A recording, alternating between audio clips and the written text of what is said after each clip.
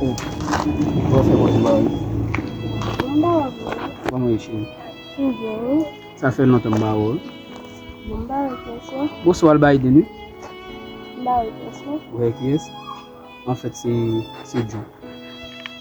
On a rappelé qui est? Oh, ça fait longtemps. On vient de pour ménager. Non, pas de problème là. Oh, le problème là, bala quoi, il n'a pas le même n'a pas la situation. Non, le problème est là chérie. Ah. Vous avez dit mais la vie a pas malgré tout. J'en fais ça. Oh, putain, il a vu, hein? Ça passe, expliquez-nous. Bagay yon pilon kob m bezwen pou m jè yon bagay. Mèm ten yon kob la perdi. Koun ya sa m bezwen jè yon. E yon ba m gèle 7 jou pou m pot kob la vini. Mèm ba jè m kob la. Il n'y a pas de problème chérie. Depuis vous rencontrer, il n'y a pas de problème. Le problème qui est déjà résolu. Ça, on sait quoi sur lui chérie. Oui. Mais en fait, comme là, sous moi là, non.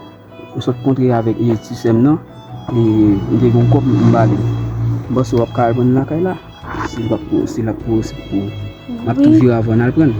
Bien là.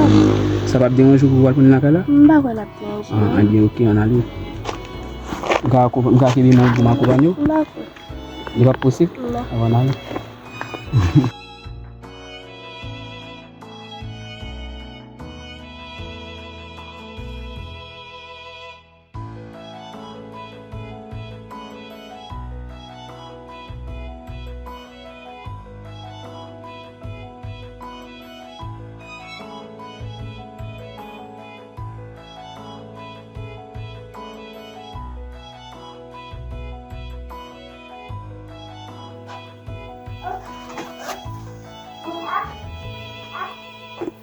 Machita.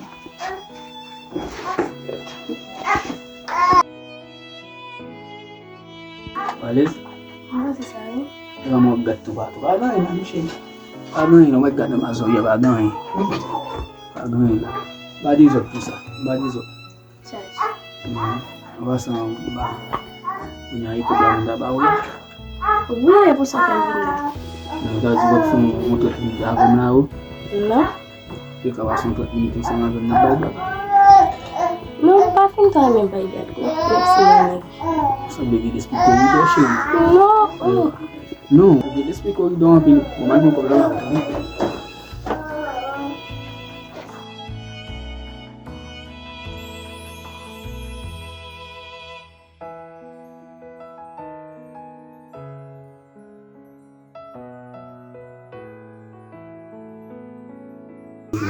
Satisfait?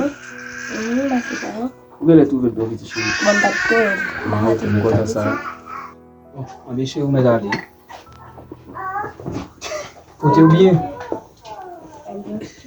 Pas de chez vous,